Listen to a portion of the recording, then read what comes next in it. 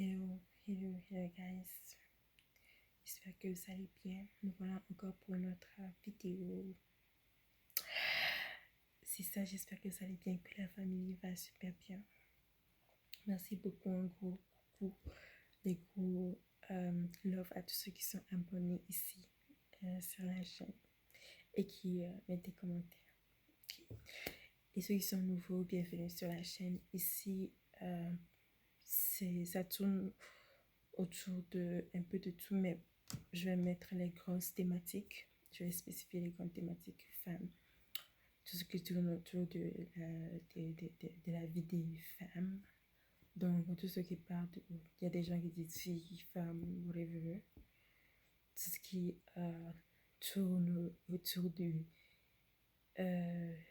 cette vie-là.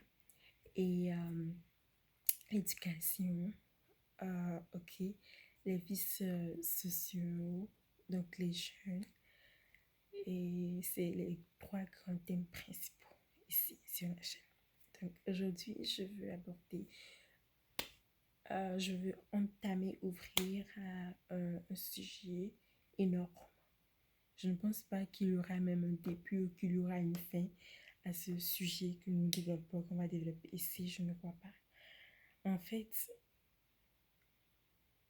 c'est un sujet d'une vie. Des fois, vous savez, moi, je me posais la question, pourquoi on n'aime pas, pourquoi en tant qu'être humain, on n'aime pas la profondeur.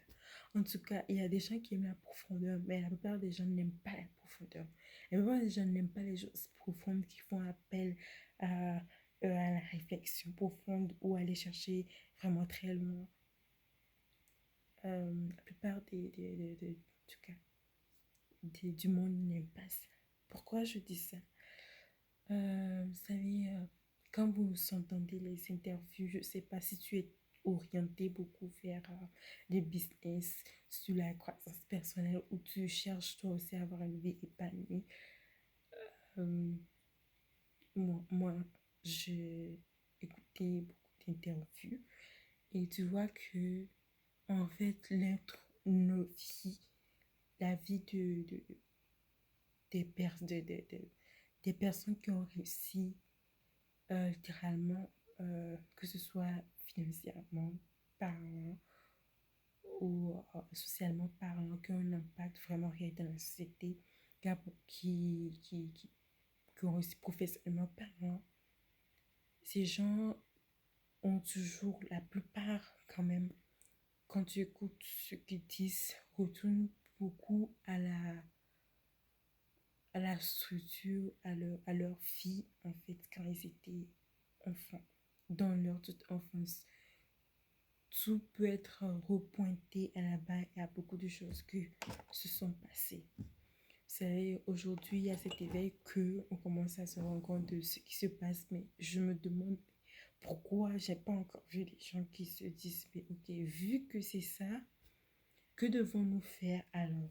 J'ai l'impression que les gens, généralement, les êtres humains veulent juste corriger les choses qui se passent après et personne ne veut vraiment aller affronter les vraies choses à la base. Je ne comprends pas pourquoi. C'est comme si ils veulent ce même résultat et je pense que c'est dû à un aspect particulier de la chose où les gens disent, ok, c'est vrai que à cause de tu es venu à cause de ton historique, à cause des traumatismes que tu as pu vivre, ça t'a amené là où tu es. Mais je suis désolée. Je suis désolée si... comment dit-on? Il n'y a pas seulement ce côté, il y a le côté négatif aussi qui est là. Et il y a une chose, c'est que les gens pourraient bien arriver à créer une vie qui n'est pas nécessairement celle-là sans qu'il n'y ait eu des coutures, sans qu'il n'y ait eu des coutures. C'est comme c'est devenu que c'est au travers des coutures que l'on parvient. Or, quand les coutures sont là, nécessairement souvent, ce n'est pas sur l'instant qu'on prend ce qu'on doit apprendre. La plupart du temps, Il y a des gens, ça revient, les cours reviennent. Avant même qu'ils s'éveillent pour prendre quelque chose de l'intérieur, ils ne tirent pas les leçons directement, forcément, des situations, des choses, etc. Fait que je ne sais pas ce que... Et je pense que c'est à cause de cela que vraiment, littéralement, on ne pense pas à corriger ou bien à transformer, à les changer même les choses qui sont là. Mais quand tu vois une personne qui après, euh, même dans sa quarantaine, se rend compte qu'elle est en train de vivre une vie qui n'est même pas sa vie, elle est en train de vivre en totalement déphasage avec elle-même, dû à quelque chose qui s'est passé quand il avait 5 7 8 ans, quelque chose qui est arrivé à ce moment-là, quelque chose qui est entendu à ce moment-là. Et maintenant, on se retrouve à cet âge de sa vie où elle est malheureuse, ça n'a pas possible, où elle va devoir se créer une vie à ce moment-là. Et c'est quelque chose tellement fondamental en l'être humain que je pense que après qu'on ait pointé comment vous l'appelez, le déterminisme, après qu'on ait réalisé qu'il y a quelque chose qui est le déterminisme, qui est donc l'ensemble des conditions ou bien des circonstances, des situations duquel un être humain peut duquel qu'il peut utiliser, en tout cas comme le Bible, se déresponsabiliser de sa vie, ok, pour expliquer maintenant sa position actuelle d'un point de vue professionnel ou etc. dans sa vie. On connaît le déterminisme, etc. Mais il est important de regarder l'autre côté du déterminisme, même si le déterminisme ce n'est pas quelque chose qui va aider à la personne à vivre sa vie au maximum dans le futur. Non, ça bloque, ça stagne, ça ne permet pas d'avancer du tout, ça ne sert à rien. Mais désolé, analyser les choses, si on regarde le plus proche, de plus près, la vie d'une personne se tourne. En fait, l'avenir d'une personne est totalement à l'opposé juste de son passé, littéralement. C'est-à-dire que sa vie va se construire d'une manière autour du squelette qui a été défini dans certains enfants. En fait, c'est ce qui arrive. Le squelette a été défini. Vous voyez l'ampleur des dégâts qui ont été perpétrés, qui ont été les choses qui se sont passées. Regardez l'ampleur de ces choses, ça poursuit les gens jusque loin dans la vie, loin. Et personne ne veut aller rechanger. Ce n'est pas parce que tu peux être dans et je pense que c'est ça, comme je dis, tu te trouves finalement quelque part de l'autre côté, de l'autre côté de l'horizon, de l'autre côté de la route, de l'autre côté de ta vie, où tu vois vraiment, comment dire, au bout du tunnel, que tu es même hors du tunnel littéralement, et que tu peux voir la lumière, que oui, tu sais que qu'à cause de X, Y, Z qui ont été désastreux, tu es là. Donc, c'est une raison voilà, pour ne pas changer les choses qui littéralement continuent de se produire. Est-ce que c'est ça? Comme précisément je parlais du bullying, comme de l'intimidation, des choses qui se passent dans la tendre enfance. Or, que tu vas voir une personne est en train de thrive, après elle va te dire comment elle est en thérapie pour résoudre un problème, pour résoudre une intimidation qui s'est passée, de comment sa vie sociale était quand elle était à l'école. Elle est en train de résoudre ça en thérapie du fait qu'elle est donc une habitude qui est dans la vie de la personne, une pensée, une façon de penser, un mindset qui s'est instauré dû de son interaction de certaines enfants, des choses qu'elle a gardées à l'intérieur d'elle-même, des choses qui se passaient dans les établissements scolaires et jusqu'à aujourd'hui ne sont pas pris au sérieux. Ce qui se passe souvent, il y a des parents que quand des choses comme ça arrivent, même qu'ils sont au courant, que la plupart du temps, ils ne tiennent pas compte. Et je ne vais jamais oublier quelque chose. Un jour, j'étais au secondaire, il y a un professeur qui est arrivé. Après, je cherchais même c'est même pas un professeur, c'est comme un accompagnateur psycho. Mais c'est la première fois que je voyais ce genre de personnes-là qui venaient lors d'une occasion spéciale. Je cherchais même à rencontrer cette personne. Rencontrer cette personne parce que il a dit quelque chose. Il a dit quelque chose que j'étais, oh yes. J'ai jamais entendu qu'il a dit. Il a dit une vérité énorme. Il a dit ne pensez pas que quand vous vous sentez, ne pensez pas que quand vous vous sentez mentalement, n'affecte pas vos résultats. Et il a dit que 80% des résultats des élèves dépendent de leur état mental. J'étais comme yes. Yes, parce que bien évidemment, ouais, j'avais une grosse. Des moments que, ouais, j'avais ma part, quoi. Dans ces temps-là. Puis, j'étais comme oui. Et puis, j'ai crié littéralement dans ma tête, mais pourquoi alors vous n'instaurez pas vraiment quelque chose de sérieux? Sérieux. Regardez ça.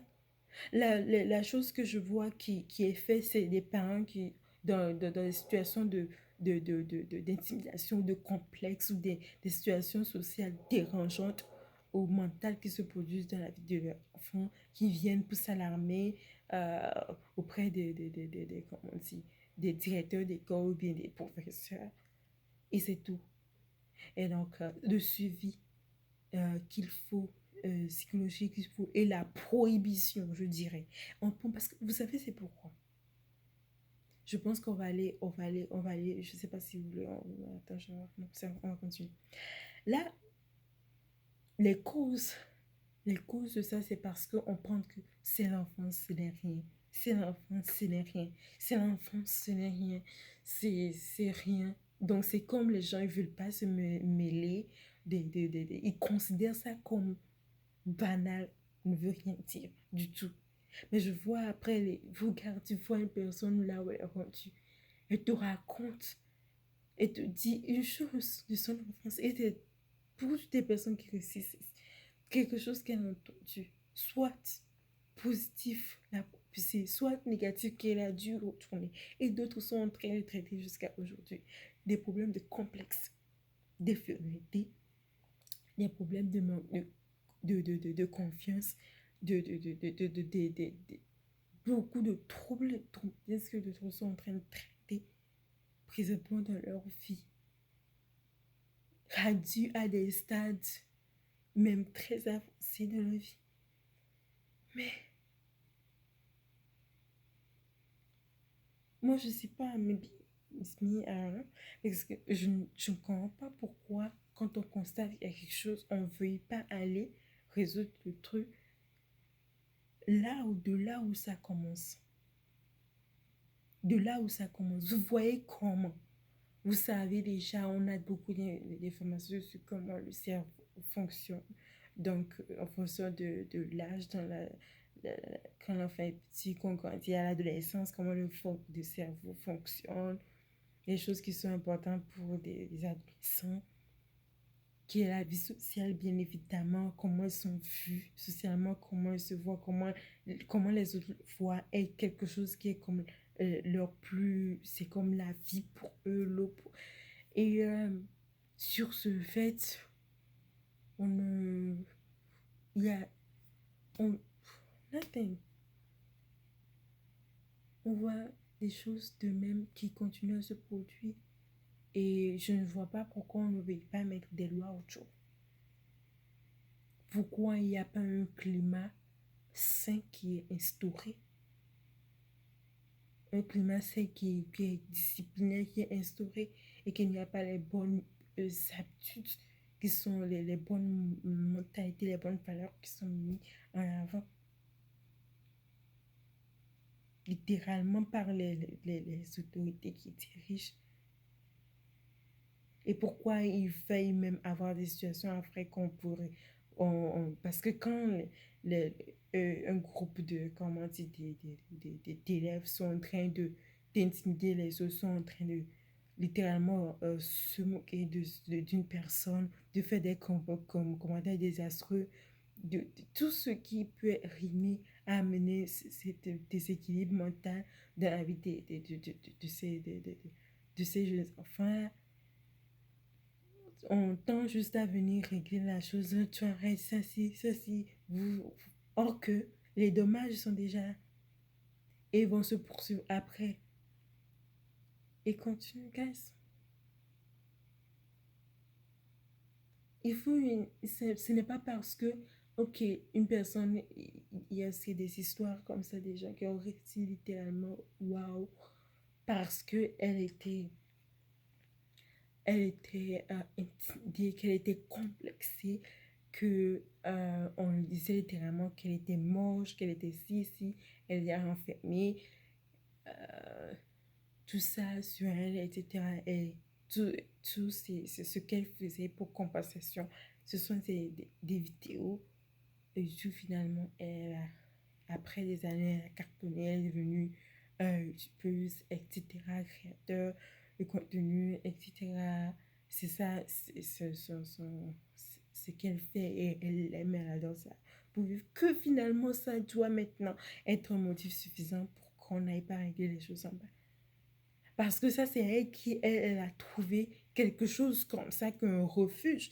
Pour une autre personne qui n'a pas trouvé ce refuge-là, comment est-ce que tu penses que cette personne est là? Pour une autre personne qui n'a pas même littéralement peut-être l'accès à ce qu'elle avait accès à Internet, ou n'avait pas le contexte social, non, familial, je dirais, ou c'est pas ce genre de choses, elle ne pourrait pas le faire, ou ses parents n'étaient pas ci, ne permettaient pas ci, ne faisaient pas ça, etc. Il y a beaucoup de variantes qui peuvent entrer dans le jeu, qui va faire qu'elle ne va pas s'orienter de la même façon qu'une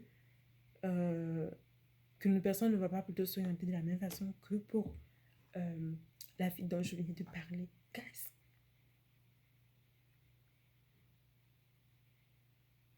pourquoi on ne veut pas descendre à la source des histoires, à la source?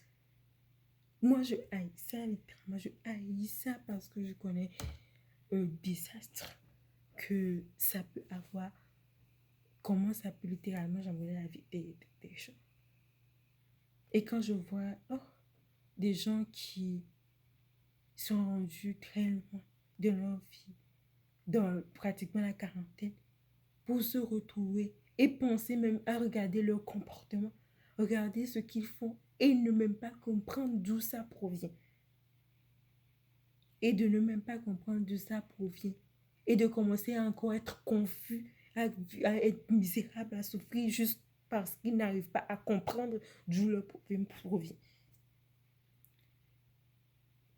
Donc, à ce maintenant, finalement, arriver au point de se rappeler que non, c'était un abus qu'elle a, parce que chacun réagit d'une façon différente, que la personne a littéralement zappé hors de sa mémoire, hors que son corps n'avait pas digéré, son corps réagissait. Son corps continuait à réagir à ce qui est arrivé. Son mental était traumatisé, mais elle a zappé. Elle pensait que terminé pour se retrouver, à faire des choses, à être malheureuse, etc. Maintenant, chercher comme si finalement, elle était en train de chercher de l'or, etc. Même si ça débouche sous le positif. Il y a des personnes qui, jusque même très loin, ne sont pas parvenues. Ils s'arrivent juste à gérer.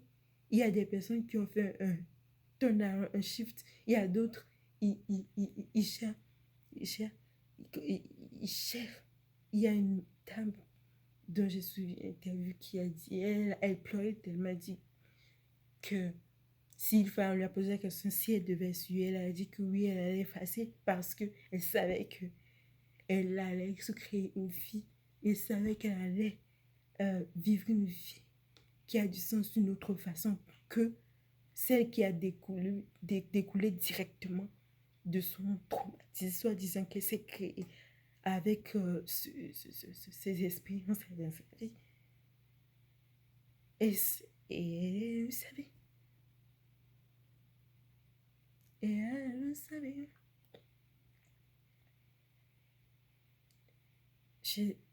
je... Est-ce qu'on va vraiment réfléchir vraiment à cela? Réfléchir vraiment à comment faire? À prendre ces choses vraiment au sérieux comme ce qui sont en fait, qui sont trop très capitales. Parce que écoutez, la vérité que je pense que beaucoup de personnes ne veulent pas, à cause du fait que oui, on doit quitter ces choses, on doit passer dedans, on doit les digérer, on doit travailler, on doit faire ça pour ne pas être, et pour guérir, pas et avancer dans la vie. Quoi qu'il y a une réalité qui est une vérité que l'on ne veut pas regarder, que on veut se voiler, qu'on ne veut pas voir, qui est que la vie, littéralement, de notre vie, la grande majorité de la vie d'une personne, de qui elle est, de qui elle, disons, pense même être, ou bien de ses valeurs profondes, sont constituées à l'enfance. C'est dans tout ce, quand elle était enfant, grandit, passe à l'adolescence, c'est là que la majorité des choses sont formées. Et après, tout vient se poser tout simplement dessus. C'est pour ça que maintenant, pour se recréer une vie après des traumatismes, il faut un retournement et que ça devienne l'opposé, mais toujours que ça exploite le squelette qui était là. Je ne sais pas si vous connaissez, il y a un grand business, il y a un grand entrepreneur,